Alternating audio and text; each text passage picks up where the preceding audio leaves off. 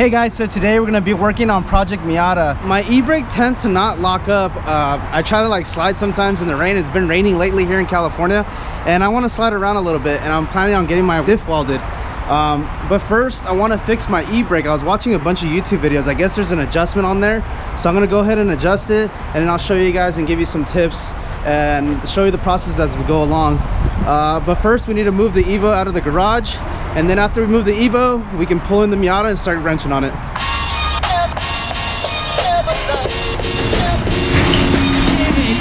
If you guys are new to the channel, this is my Evo 10. It's a 2008 SSS package. I'm gonna be driving this car pretty soon. It's been a non-op for a while. The only reason I haven't been driving is I didn't want to put miles on it anymore. But now that's winter, I feel like driving it again because the Miata just leaks like crazy. It's so annoying. Yeah, actually this car, I did a video on it a couple weeks. I'll put the video here. But I've had this car. I bought it since 2008. I bought it from the dealer. It's the first car I ever purchased, and I've actually paid it off already. So yeah, I'm just gonna let it idle too because it just sits in the garage most of its life. The car already has 116,000 miles, so the car does get driven. It's just I put it down for a little bit. It's been sitting for about 6 or 8 months now, but we'll be driving it pretty soon again, and maybe we'll have some install videos for the Evo 10. So you guys weren't aware, we actually sell Broadways on our actual online store. I'm actually gonna put it on. I haven't put it on yet, but we have these in stock if you guys want to check it out. Pretty decent price. They're not concave. They're the opposite of concave. Gives you a better vision when you're driving, and they're good because you can check out if cops are behind you. They're really good. I love them. I always have to have them in my cars, and I've had them last years. Like I've had one that lasted me like about 10 years, but we have them on our online store. I have the measurement. I think it's like 11 inches long or something like that. But you go ahead and check it out on our online store. It's carsonboardchannel.com.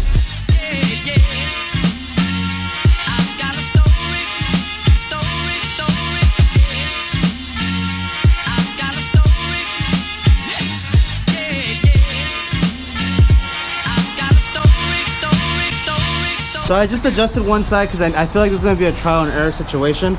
So I feel like I'm going to have to adjust it, drive it, see if it works. So I want to do the first one. This one was a little loose, and it's a very minimal adjustment. So here's me like trying to spin it, and it has a lot of resistance. And I went and pulled on the e-brake, and it feels good. Like it's starting to like feel like it's supposed to. If you go to this one has way less resistance. This one I haven't touched it. See how I barely spin it? This one has a couple more spins to it.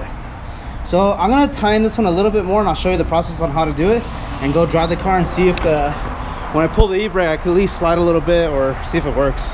This is obviously the rear end of the car. As you can see, you come in here, you take your wheel off, and you see those 2 bolts there right there. You want this one right here.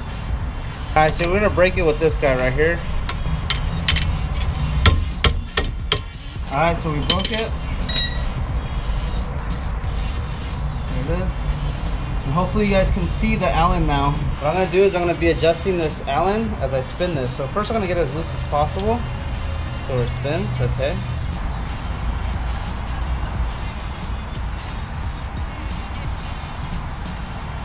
Move it there. All right, let's try that. I'm gonna mount the tires and then see if this car locks up. This is annoying. So I think the battery died on the Miata out of nowhere. So I have to pull the Evo over here to jump it. This sucks.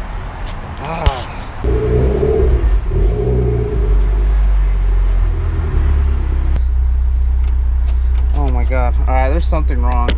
All right, so after an hour of trying to figure out what the hell was wrong with the car, I knew it wasn't the battery because that battery's pretty new. It's probably only like 6 months or a year old. I just bought it brand new. So I'm like, it has to be the starter because it's not even turning over at all. So I couldn't even find the starter on this car. It's on this side, right under the intake manifold. You can see it back here is a starter solenoid. I think my starter solenoid or my starter is starting to go out because the way I got it to turn back on is you basically get like a pry bar and you get it right in there where the starter solenoid is, and you bang it with the hammer like that, and then it shakes it. I don't know what it does exactly, but a mechanic taught me that years ago, and it started right up. So it looks like I have to change the starter at some point. And I was looking at pictures, I had to look at pictures on Google. That thing looks like a bitch to get out. And it looks like it's never been changed. It's super duper old. I'm sure it's only like anywhere from like $80 to $100 at AutoZone, or I'll check Rock Auto, but I got it on, so let's test that e-brake now. Let me put all the cars away.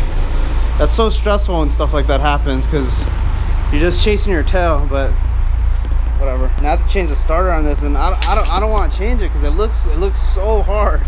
But I'll watch some YouTube videos and then figure it out at some point. But I want to test out this e-brake, make sure it's working.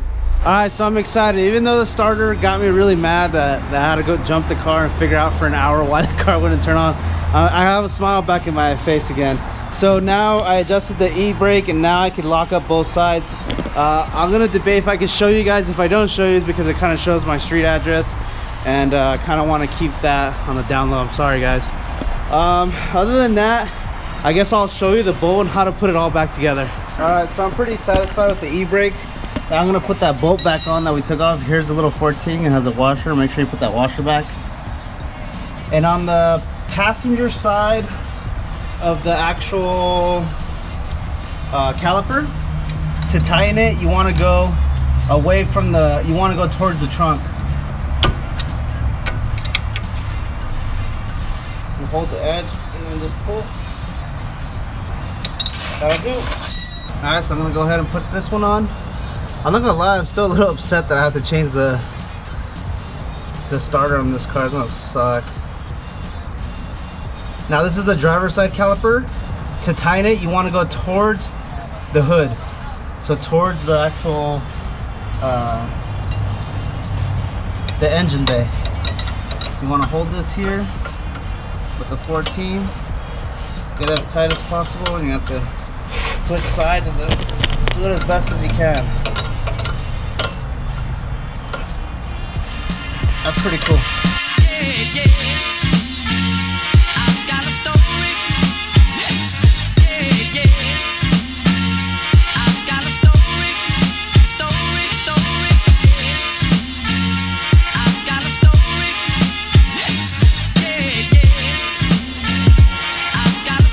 Alright guys, so that wraps this episode. I'm a little down that I have to change my starter. I really don't want to do that. It looks like a bitch, but I guess I'm just gonna carry that hammer and breaker bar for a little bit until tomorrow, and then I'm gonna fix it. I fixed the e-brake, which is a good thing. The next thing we gotta do is get that diff welted so we can go do some night drifting in the actual rain, which is gonna be pretty fun. I can't wait to do that. Don't forget to check out our online store at carsonboardchannel.com. I love you guys. I'll catch you on the next one. Once again.